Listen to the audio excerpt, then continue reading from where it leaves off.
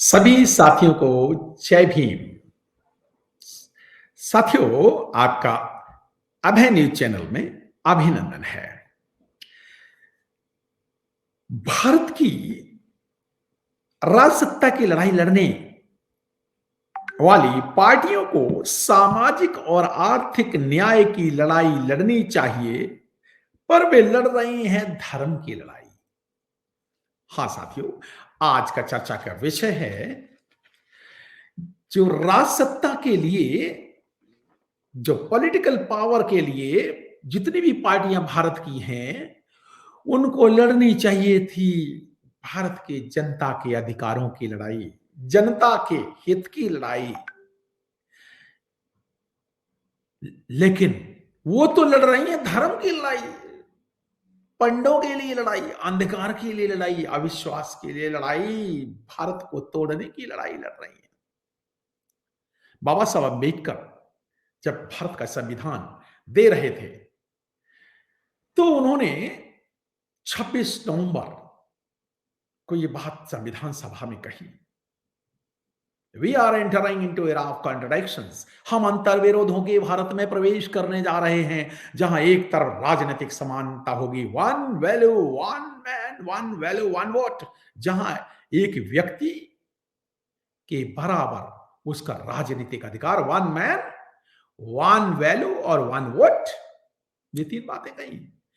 व्यक्ति है, उसका एक वोट है और वो उसकी एक वैल्यू है। ये पॉलिटिकल रूप से कही है, पॉलिटिकली रूप से भारत के सभी नागरिक बराबर है। बट लेकिन आर्थिक और सामाजिक रूप से भारत के नागरिक बराबर नहीं है। हम अंतर विरोधों के भारत में प्रवेश करने जा रहे हैं और हम कब तक, how long we will tolerate, keep on tolerating this inequality in this social and economic life. कब तक हम सामाजिक अंतर विरोधों के भारत में आर्थिक और सामाजिक गैर बराबरी की व्यवस्था को ढोते रहेंगे। हमें चाहिए कि जल्दी से जल्दी हमें आर्थिक गैर बराबरी से जूझना होगा, सामाजिक गैर बराबरी को उखाड़ फेंकना होगा, तभी ये संविधान बचेगा। लेकिन मनवादी पार्टियों ने जानबूझ के ठीक उल्टा किया, वही चेतावनी जो बाबा साहब अम्बेडकर की। वो तो संविधान में विश्वास ही नहीं करते थे और मनवादियों लोगों ने ठीक उसका उल्टा किया। ऐसा किया कि भारत की जनता को गरीब बनाए रखा 75 साल तक। आजकल अमृत महोत्सव मना रहे हैं 75 साल बाद, और अमृत महोत्सव क्या, किसको अमृत मिला? 3% मनवादियों को, अमीरों को, इंडस्ट्रियलिस्ट को, 10-15 इंडस्ट्रियलिस्ट को। बाकी किसको? स्टॉक एक्सचेंज की 50 कंपनियों को। बाकी भारत के 130 करोड़ लोगों को तो कुछ भी नहीं मिला। उनको तो क्या मिला? विष मिला, गरीबी, भुखमरी, अशिक्षा, बेरोजगारी, बेघर, और 30 से 40 करोड़ लोग, हाँ 30 से 40 करोड़ लोग भारत में ऐसे हैं जो विभिन्न शहरों में टूटे फूटे घरों में, झुग्गियों में, झोपड़ियों में, जिनको भारत के शरणार्थी, जिन्हें भारत के गरीब शरणार्थी कहा जाए, वो रह रहे हैं। मान्यवर काशीराम साहब की भारत के शब्दों में, मनुवादी जब भारत पाकिस्तान का बंटवारा हुआ तो पाकिस्तान के शरणार्थियों को तो मनुवादियों ने दिल्ली में बसाया, जमीनें दी जो पाकिस्तान छोड़ के आए थे। लेकिन जो भारत की गरीब जनता, जो यूपी, बिहार, बंगाल, उड़ीसा और छत्तीसगढ़ और मध्य प्रदेश और राजस्थान से छोड़ छोड़ के शहरों में बस गए, उन्हें झोपड़ियां दी। इन कांग्रेसियों ने, इन मनवादी पार्टियों ने, जो आज बना रहे, अमृत महोत्सव बना रहे, इन्होंने दिया क्या रहने को? कुछ भी नहीं दिया। इन्होंने झोपड़ियां बनवाई, राजीव कैंप, इंदिरा कैंप, जे कैंप, सोनिया कैंप। और देखिए ना, सोनिया बिहार, राजीव गांधी बिहार, और ये सब क्या बनाया? कल्याणपुरी, मंगोलपुरी, सुल्तानपुरी, जहांगीरपुरी बनाया क्या? मुस्लिमों को, गरीब मुस्लिमों को जहांगीरपुरी, मंगोलपुरी के नाम से बसाया दिल्ली में, और एससी को, शेड्यूल कास्टों को बसाया अम्बेडकर नगर के नाम से बसाया, और अपने लिए विहार बनवाए, व्यसंत विहार। हाँ, अपने लिए विहार, 500 गज की कोठियां, और गरीबों के लिए वो 40-40 गज के, 20-30-30 गज के टुकड़े। ये है इनकी मनोवादी सोच, गैर बराबरी की सोच, ब्राह्मणवादी सोच। ब्राह्मणवादी रणनीतिकारों में, प्लानर्स में भी आई। प्लान बना करके इन्होंने झुग्गी झोपड़ियां बनाई, पहले कांग्रेस की। और जब जब मान्यवर काशीराम साहब का आंदोलन चला, तो इन मनोवादियों ने, जब उन्होंने कहा दिल्ली में इतने सारे, इतने लाखों शरणार्थी हैं, तो पता चला कांग्रेस की शीला दीक्षित सरकार ने झुग्गी झोपड़ियां सारी तोड़ दी, झुग्गी झोपड़ी वालों को निकाल दिया, क्योंकि वो बीएसपी में वोट डालने लगे। 14% वोट बीएसपी का था, तो शीला दीक्षित सरकार ने दिल्ली की झोपड़ियां तोड़वा दी। जितने बंबई, अंधेरी, जाने कहां कहां, जितने, हर शहर में, कलकत्ता, हर शहर में जाइए, झुग्गी झोपड़ियां, ये किनकी हैं? ये वही गरीब लोग हैं, ये भारतीय शरणार्थी हैं। भारत की सरकार ने, चाहे वो कांग्रेस की हो चाहे बीजेपी की सरकारों ने, 75 साल तक भारतीय शरणार्थियों के लिए कुछ भी नहीं किया। ना उन्हें शिक्षा दी, ना उन्हें अच्छा जीवन दिया, ना उनकी आर्थिक और गैर बराबरी फैलाई। साथियों, इनको लड़ाई तो लड़नी चाहिए थी, सामाजिक न्याय की लड़ाई लड़नी चाहिए थी। इन्हें आर्थिक गैर बराबरी मिटानी चाहिए थी, लेकिन ये तो लगे बेचने, बेच दो, ये बेच दो। जो जो थोड़े बहुत पब्लिक सेक्टर बने भी थे, उन पब्लिक सेक्टर्स को भी इन्होंने बेच दिया। वीएसएनएल बेच दिया, सी सेंट्रल इलेक्ट्रॉनिक्स लिमिटेड अभी बेच दी, हजारों कंपनियां, डिफेंस की कंपनियां तक इन्होंने बस बेच दी। इन्होंने सब कुछ बेच दिया, पूरा भारत बेच दिया, कम्युनिकेशन बेच दिया, रेलवे बेच दिया, बैंक बेच दिए, सब पूरा भारत बेच दिया साथियों। और कहते हैं हम देशभक्त हैं, इन नकली देशभक्तों ने देशभक्ति के नाम पर सब कुछ बर्बाद कर दिया, भारत की जनता को गरीब बना दिया, सिर्फ 10 अमीरों के लिए। ब्राह्मण लोग भी, ब्राह्मणों को भी गरीब बनाया, क्षत्रियों को भी गरीब बनाया, वैश्यों को भी गरीब बनाया। हाँ, वैश्यों के रोजगार छीन लिए, मल्टीनेशनल कंपनियों के दे दिए,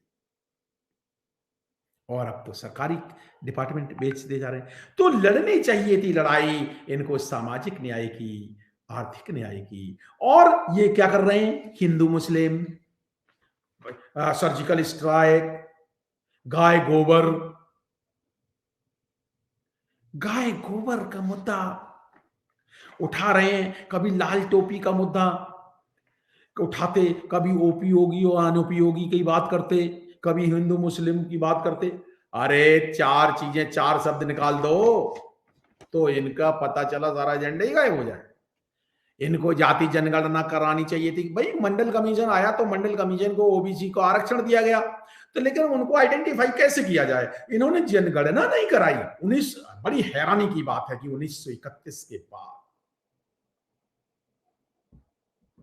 एससी की तो जनगणना होती रही, शेड्यूल कास्ट और शेड्यूल ट्राइब की जनगणना तो अंग्रेजों ने करवाई, और मजबूरी में इन्होंने की। ओबीसी की जनगणना आज तक नहीं हुई। कांग्रेस ने जनगणना 2011 में कराई, उसके डाटा पब्लिश नहीं किए। क्यों नहीं किए? क्योंकि ओबीसी की जनगणना जैसे ही कराएंगे तो इन्हें पता चल जाएगा ओबीसी है, दरअसल 60% ओबीसी है, अदर बैकवर्ड क्लासेस। उनको आरक्षण देना तो दूर, अरे आरक्षण होना चाहिए था उनका 52%, उनको आरक्षण दे दिया, 27% पे टकरा दिया। क्यों? 3% मनुवादियों को 50%, और ओबीसी की 52%, 60% जनता की जिसकी गणना भी नहीं कराते, उसे 27%, वो भी भरा नहीं। तभी से इन्होंने राम मंदिर लगाया, 20 साल 40 साल मुद्दा राम मंदिर का खींचा, और ओबीसी को अधिकार छीन लिए साथियों। इन्हें वो धर्म की लड़ाई, और ओबीसी के बेवकूफ नेता, बेवकूफ क्या, स्वार्थी नेता, मूर्ख नेता, जो ओबीसी जातियां, मौर्य, कुर्मी, धोबी, नाई, अहिर, गडरिया, तेली, इनके ये भी लगे उसी में, हिंदू मुस्लिम कर। इन्हें भाई इनको नारे देने चाहिए थे, जाति जनगणना नहीं तो वोट नहीं। दोनों नारा, जिसकी मान्यवर काशीराम साहब ने नारा दिया था, जिसकी जितनी संख्या भारी उसकी उतनी हिस्सेदारी, जो बहुजन का काम करेगा। वो भारत में राज करेगा। अब ये कहने लगे जो बहुजन की बात करेगा, बात तो अब सब करते हैं, काम नहीं करते। बहुजन की बात करेगा, बात तो सारी पार्टियां करती, काम नहीं करते। वो भी जो शिक्षा की बात करेगा वो दिल्ली पर राज करेगा। नहीं, नारा यही होना चाहिए। जो शिक्षा की बात करेगा वो दिल्ली पर राज करेगा, जो शिक्षा की बात करेगा वो यूपी में राज करेगा। बहन मायावती जी ने यूनिवर्सिटियां, गौतम बुद्धा यूनिवर्सिटी बनाई, पंचशील बाल इंटर कॉलेज, बालिका इंटर कॉलेज बनाए, ऐसे और बहुत सारे सैकड़ों मेडिकल कॉलेजेस बनाए। जो शिक्षा की बात करेगा वो यूपी में राज करेगा। नारा तो ये होना चाहिए था, जो किसानों की बात करेगा वो यूपी और दिल्ली पर राज करेगा।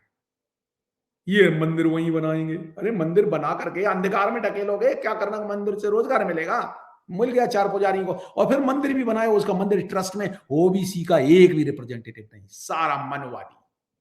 क्या मौर्य को क्या मिला? कुर्मी, धोबी, नाई, ओजे एक एक ईंट लेके गए थे वहां पे, उनको क्या मिला? कुछ भी नहीं ना। क्या उनके बच्चे का एक रोजगार भी मिला?